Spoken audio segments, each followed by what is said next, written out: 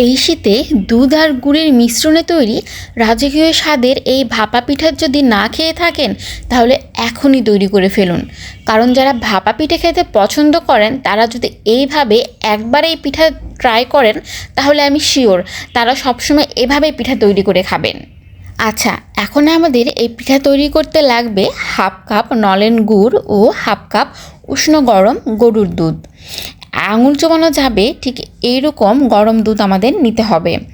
আর আপনাদের হাতের কাছে যদি নলেন গুড় না থাকে তাহলে সেক্ষেত্রে আপনারা খেজুরের গুড় গ্রেট করে কেটে নিয়ে তারপরে তাতে 2 টেবিল থেকে 3 টেবিল চামচ পানি দিয়ে চুলায় জাল করে এরকম লিকুইড করে নেবেন, তাহলেই কিন্তু হবে। আমার কাছে যখন হাতের কাছে নলেন গুড় থাকে না তখন কিন্তু আমি এভাবেই খেজুরের গুড় গ্রেট করে ব্যবহার করে থাকি।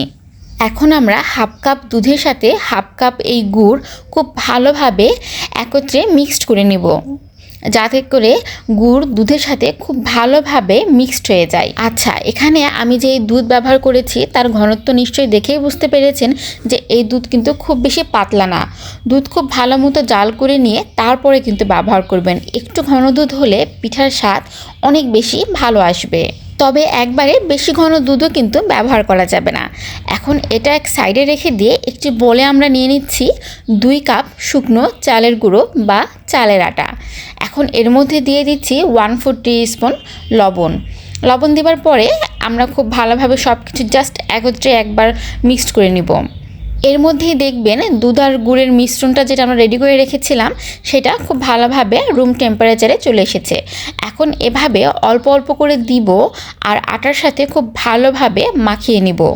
ভাপা পিঠার তৈরির এটা কিন্তু খুব একটা ইম্পর্টেন্ট পার্ট। এটা কিন্তু খুব বেশি নরম করে নেওয়া যাবে না। এই আটাটা একদম এরকম পারফেক্ট ঝুরঝুরে করে নিতে হবে। হাতের মুঠোর মধ্যে করে নিয়ে এভাবে দলা পেকে যখন দেখবেন ঝুরঝুরে হয়ে আর পড়ছে না, এভাবে কিছুটা দলা পেকে পেকে পড়ছে, তখনই বুঝে নিতে হবে এটা পারফেক্টভাবে মেখে নেওয়া হয়ে গেছে।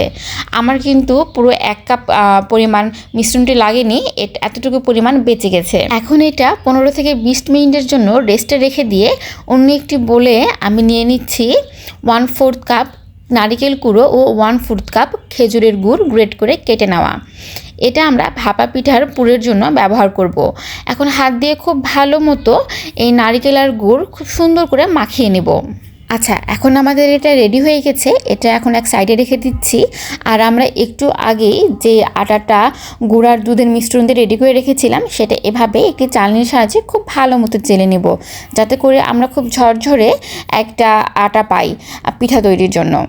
পিঠার জন্য এখন কিন্তু আমাদের সব কিছু রেডি। এখানে আটা, এখানে নারকেল আর খেজুরের গুড়ের পুর, আর এখানে আমরা কিছু ড্রাই ফ্রুটস ব্যবহার করব, তা এভাবে কেটে নিয়েছি।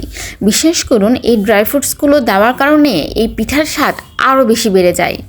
আচ্ছা, এরকম একটা মোল্ডে প্রথমে আমি আটা দিয়ে তার ভিতরে খেজুর আর গুড়ের যে পুরটা রেডি করে রেখেছিলাম সেটা দিয়ে দিচ্ছি। এরপরে আপনারা চাইলে এর ভিতরে কিছু ড্রাই ফ্রুটস যেগুলো আমরা কেটে রেখেছি সেগুলো দিতে পারেন, তবে আমি ভিতরে আর দিচ্ছি না। উপর দিয়ে আবারও আটা দিয়ে তার উপর দিয়ে আমি ড্রাই ফ্রুটসগুলো এভাবে সাজিয়ে দিচ্ছি। তার উপরে হালকা করে একটু আবারও একটু আটা দিয়ে দিচ্ছি, যাতে করে এগুলো ঝরে আর না পড়ে যায়। আচ্ছা, এখন একটা পাতলা সুতি কাপড় বা এরকম নেটের একটা কাপড় পানি দিয়ে প্রথমে ভিজিয়ে নিয়ে এরপরে এভাবে আমি মুড়িয়ে নিচ্ছি। আর এদিকে একটু আগে আমি ভাপা পিঠার হাঁড়িতে করে পানি গরম করতে দিয়েছিলাম। পানিতে যখন এরকম বাষ্প ওঠা শুরু করবে তখন এভাবে ভাপা পিঠাটা দিয়ে এভাবে একটু নকনক করে মোলটা উঠিয়ে নিব। এতে করে খুব সুন্দর করে মোল থেকে পিঠাটা বের হয়ে যাবে।